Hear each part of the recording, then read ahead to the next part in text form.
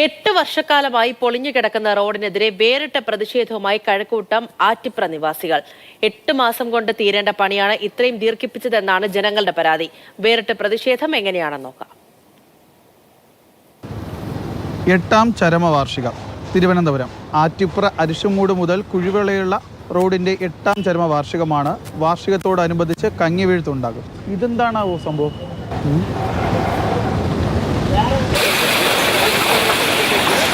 കഴക്കൂട്ടം ആറ്റിപ്ര അരശമൂട് മുതൽ കുഴിവിള വരെയുള്ള ജനങ്ങൾ തങ്ങളുടെ റോഡിന്റെ 8ാം ചരമവാർഷികം ആചരിക്കാൻ ഒരുങ്ങുകയാണ്.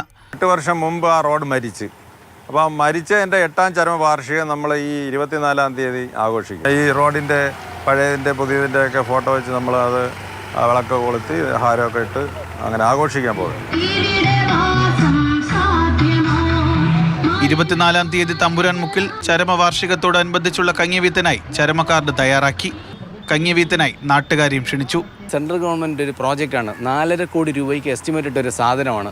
വാസ്തവത്തിൽ എസ്റ്റിമേറ്റ് 4.5 കോടി വന്നതിൻ്റെ പേരിൽ അത് അവർക്ക് മുഴുവൻ ചെലവാക്കാൻ വേണ്ടി ആവശ്യമില്ലാത്തൊരു എക്സ്ട്രാ പണിയാണ് ഇവിടെ ഉണ്ടാക്കി വെച്ചിട്ടുള്ളത്. വർഷം 8 കഴിഞ്ഞു. 1.5 കിലോമീറ്റർ റോഡിന്റെ പണി തുടങ്ങിയിട്ട്. കഴിഞ്ഞ മഴയിൽ വീടുകളിലേക്ക് വെള്ളവും കയറി. ഇതുവരെ റോഡ് പണി മാത്രം പൂർത്തിയായില്ല. വാഹനയാത്രയും കാൽനടയാത്രയും തീർത്തും ദുഷ്കരം. ഞാൻ 20 വർഷമായി ഇവിടെ താമസമായിട്ട് ഇതുവരെ അങ്ങനെ ഒരു അവസ്ഥ വന്നിട്ടില്ല. പക്ഷേ ഇപ്പോൾ കഴിഞ്ഞ മഴയത്ത് ഭയങ്കരമായ വെള്ളപ്പൊക്കമായിരുന്നു. ഞങ്ങളുടെ വീട്ടിലൊക്കെ വെള്ളം കയറി വീട് മാറിപ്പോകേണ്ട ഒരു അവസ്ഥ വന്നിട്ടുണ്ട്. വികസനത്തിന് തങ്ങൾ എതിരല്ലെന്നും പക്ഷേ തങ്ങളുടെ സ്വത്തിനും ജീവനും സുരക്ഷിതത്വം നൽകി വേണം മുന്നോട്ട് പോകാനെന്നും നാട്ടുകാർ പറയുന്നു. ഒരു കാലെടുത്ത് വെച്ച് കഴിഞ്ഞാൽ അടുത്ത കാല് പോലും പൊക്കാൻ പറ്റാത്ത ദുരവസ്ഥയാണ് ഇവിടെ.